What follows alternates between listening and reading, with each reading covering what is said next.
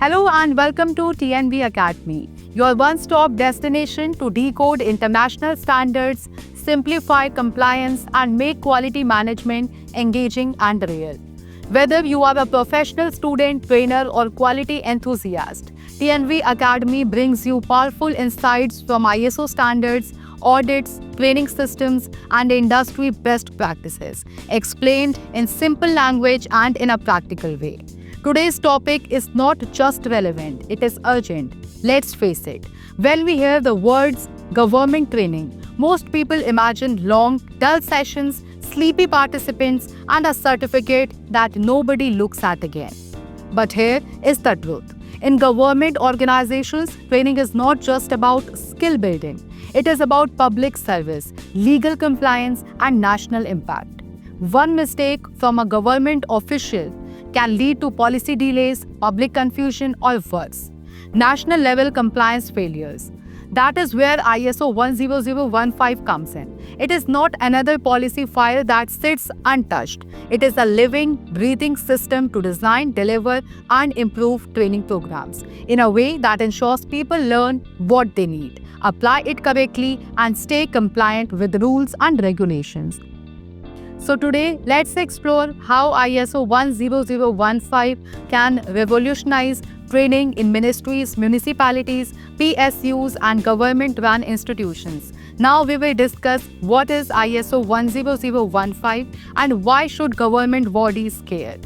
ISO 10015 is an international guideline focused on managing competence development and training processes. It helps organizations identify training needs, design relevant programs, deliver them effectively, and most importantly, evaluate their success. For government organizations, this is crucial. Whether it is training field officers on welfare schemes, educating clerks on digital record keeping, or preparing emergency response teams. ISO 10015 helps ensure that training isn't just done, it works. It shifted the focus from how many people attended to what changed because they attended. Let's now discuss about the problem, why most government training fails. Here is what often happens. A department rolls out of training program on a new e-governance portal. They invite every employee, regardless of their role. They conduct a generic workshop with a lot of slides and a few printed handouts. After that, no one follows up. No one checks whether employees are using the portal correctly, and worse, the next audit shows major usage errors. ISO 10015 fixes this broken cycle by offering a structured approach. Step 1. Identifying the training needs in government organizations. The first principle of ISO 10015 is clear. Don't train anyone on everything. Train the right person on the right thing. Government bodies need to conduct training needs analysis by reviewing departmental goals, public service challenges, audit reports, new legal requirements, and even citizen feedback. For instance, if a new food safety law is introduced, district food inspectors need immediate and focused training, not the administrative clerks. TNA helps save time, money, and ensures that training is impactful, not just implemented. Step 2. Designing training that matches government roles. Once needs are identified, ISO 10015 emphasizes that training must be designed for outcomes. This means setting clear learning objectives, such as clerks will be able to process digital service requests, or supervisors will follow the RTI Act timelines. The training plan must select the best methods, classroom, e-learning, practical workshops, and ensure material is delivered in simple language. In multilingual India, this could mean providing content in Hindi, Tamil, Bengali, or other local languages. The design phase is about making learning accessible, relevant, and job-specific. Step 3. Delivering training that engages government staff. Delivery is where many government trainings go wrong. Sessions are long, theoretical, and rarely interactive. ISO 10015 encourages use of engaging formats, simulations, role plays, mock drills, and real-life case studies. Imagine training field staff on disaster relief using live drills instead of PowerPoints. That is what real learning looks like. Additionally, trainers should be selected not just for qualifications, but for experience, credibility, and communication skills. Whether it is training on e-tendering or financial management, ISO 10015 says the method matters as much as the message. Step 4. Evaluating impact. Beyond certificates, most government training ends with certificates.